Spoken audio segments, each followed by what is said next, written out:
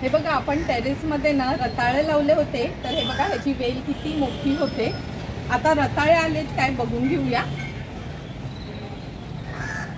तुम्ही बघू शकता किती सुंदर रताळी आपण टेरेस मध्ये लावून पण आली आहेत। हे बघा साईज पण तुम्ही बघू शकता। ही आता स्वच्छ मी ह्या टोपात धुवून घेते, म्हणजे तुम्हाला दिसतील का घरीच उगवलेली रताळी कशी छान वाटतायत ते।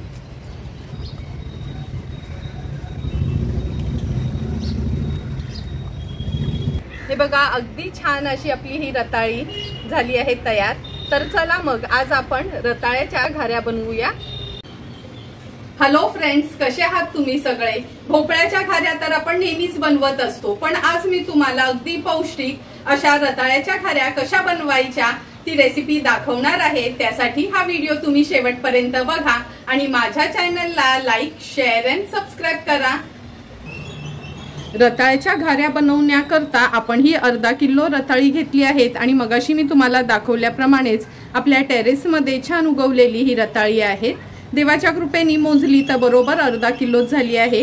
त्यामुळे अर्धा किलो रताळी, 1.5 वाटी आपण गव्हाचं पीठ वापरणार आहोत, पाव वाटी तांदळाचं पीठ, 2 मोठे चमचे बेसन घेतलं आहे, अर्धा वाटी गूळ वापरणार आहोत, थोडीशी खसखस घेतली आहे, अर्धा चमचा वेलची आणि जायफळ पूड, पाव चमचा आपण हे धणे, जिरे, बडीशेप आणि मेथी पूड माझ्याकडे नेहमीच बनवलेली असते म्हणून मी अगदी पाव चमचाच ह्याच्यात घालणार आहे। तुमच्याकडे नसेल आणि स्किप केलं तरी चालेल। चवीप्रमाणे मीठ वापरणार आहोत।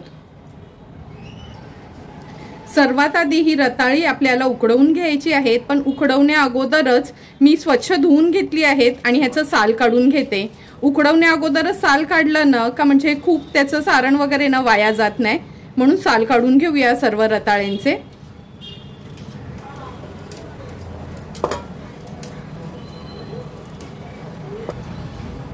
सर्व रताळ्यांची आपण साल काढून घेतली आहे। आता अर्धा कप एवढंच पाणी घालते, खूप पाणी घालायचं नाही, लक्षात ठेवा। आता हे आपण उकडवून घेणार आहेत। मी कुकरलाच लावून घेते, 3 शिट्ट्या ह्याच्या काढून घेऊया आपण।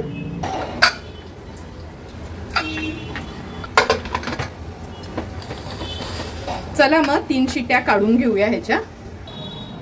हे बघा रताळी आपण छान उकडवून घेतली आहे। आता अर्धा वाटी ह्याच्यामध्ये आपण बारीक चिरून किंवा खिसून घेतलेला गूळ घालूया। लक्षात ठेवा गरम असतानाच ह्याच्यातनं गूळ घालायचा आणि छान हे मिक्स करून घ्यायचं आहे, म्हणजे गूळ लगेचच विरघळला जातो। हे बघा गूळ पण छान आपलं मेल्ट झालं आहे रताळ्यासोबत। आता हे ना मी एका चाळणीत ना थोडंसं असं काढून घेणार आहे, कारण का ह्या रताळ्याच्या ज्या शेरा वगैरे असतात ना, म्हणजे घाऱ्या लाटताना त्यामध्ये येऊ नये किंवा दाताखाली, म्हणून हे आपण आता त्याच चाळणीमधनं काढून घेऊया। पुरण बनवायची ही जी चाळण असते ना, किंवा आपली पीठ चाळायची नॉर्मल चाळण घेतली तरी चालेल। हे बघा आपण जसं पुरण बनवून घेतो ना तसं हे रताळ्याचं आपण पुरण ह्याच्यातनं काढून घेऊया। हे बघा पूर्ण रताळ आपण असं ह्या चाळणीतून काढून घेतलं आहे। किती चोथा राहिला आहे बघून रताळ एकदम आपलं पूर्ण शिजलेलं असं दिसत होतं, त्यामुळे ही प्रोसिजर नक्की तुम्ही करा। सर्व आपलं हे सारण तयार झालं आहे। आता आपण ह्याच्यामध्ये एक एक करून उरलेले इन्ग्रेडियंट्स ऍड करूया। सर्वात आधी 1.5 वाटी आपलं हे गव्हाचं पीठ, नॉर्मल चपात्यांसाठी घेतो ना तेच पीठ आहे, पाव वाटी तांदळाचं पीठ, 2 टेबलस्पून बेसन घेतलं आहे। गोडाचा पदार्थ आहे म्हणून थोडं तरी मीठ हवंय, म्हणून चवीप्रमाणे थोडंसं मीठ घेतलं आहे। ही धणा, जिरा, बडीशेप आणि मेथी पूड आहे। तुमच्याकडे नसेल आणि नाही ऍड केली तरी चालेल, त्याच्याऐवजी सुंठ ऍड केलं तरी पण खूप सुंदर टेस्ट येते। ही वेलची जायफळ पूड आहे अर्धा चमचा। आता हे सर्व इन्ग्रेडियंट्स व्यवस्थित आपल्याला ह्या रताळ्याच्या पल्प मध्येच मिक्स करून घ्यायचं आहे। लक्षात ठेवा थोडंही पाणी घ्यायचं नाही, घट्टसर आपला हा पिठाचा गोळा तयार व्हायला हवा। व्यवस्थित मी हे पीठ मळून घेते। हे बघा छान असा हा घट्टसर आपण पिठाचा गोळा तयार करून घेतला आहे। आता व्यवस्थित मी हा मळून घेते। हे बघा घट्टसर गोळा आपला हा तयार झाला आहे। आता अगदी थोडंसंच म्हणजे चमचाभरच तेल घेणार आहोत। तेलानी पण व्यवस्थित पिठाला आपण ग्रीस करून घेऊया, म्हणजे हाताला ना पीठ चिकटणार नाही।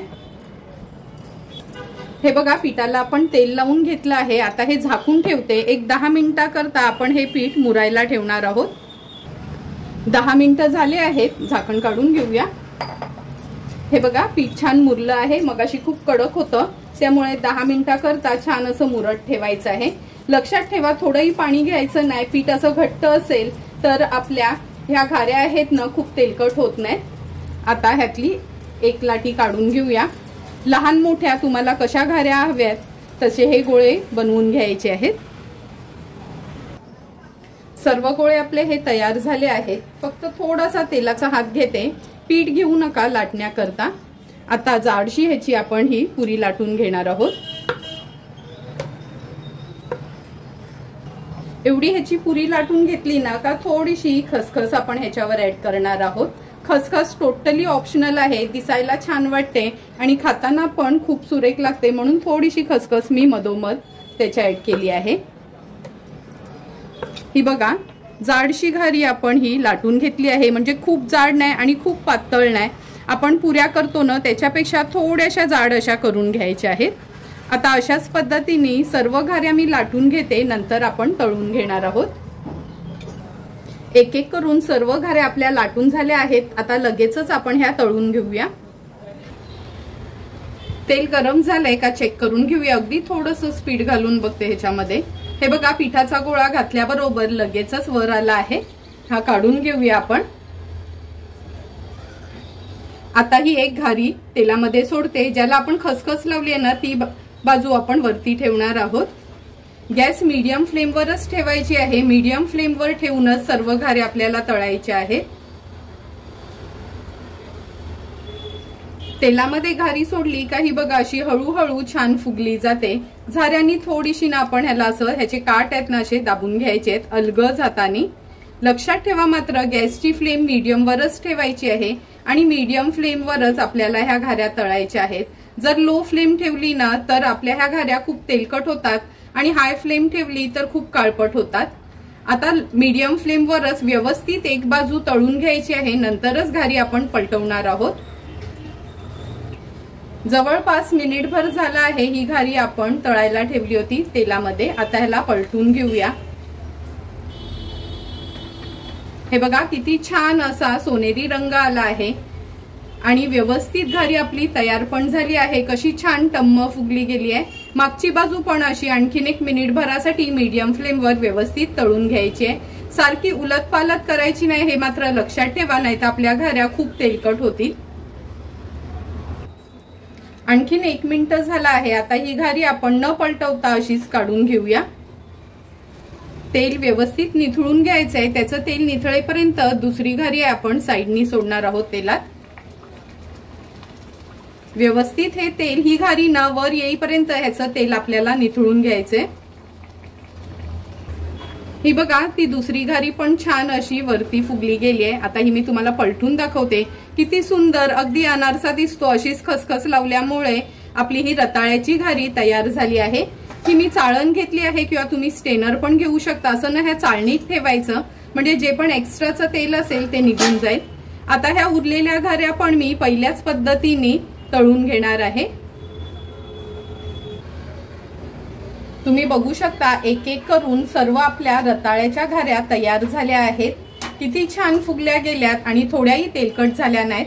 आता तयार झालेल्या ह्या रताळ्याच्या घाऱ्या आपण सर्विंग प्लेटमध्ये सर्व करणार आहोत। सुंदर आणि झटपट अशा तयार झालेल्या रताळ्याच्या घाऱ्या आपण ह्या सर्विंग प्लेटमध्ये सर्व करून घेतोय। तुम्ही बघू शकता कशा छान ठम्म फुगल्या गेल्यात आणि खायला पण खूप छान लागतात। पौष्टिक अशा तयार झालेल्या आपल्या ह्या रताळ्याच्या घाऱ्यांची रेसिपी तुम्हाला जर आवडली असेल तर तुम्ही पण नक्की माझ्या पद्धतीने एकदा तरी ह्या रताळ्याच्या घाऱ्या घरी ट्राय करा आणि मला कमेंट करून सांगा की तुम्ही बनवलेल्या ह्या रताळ्याच्या घाऱ्या कशा झाल्यात त्या।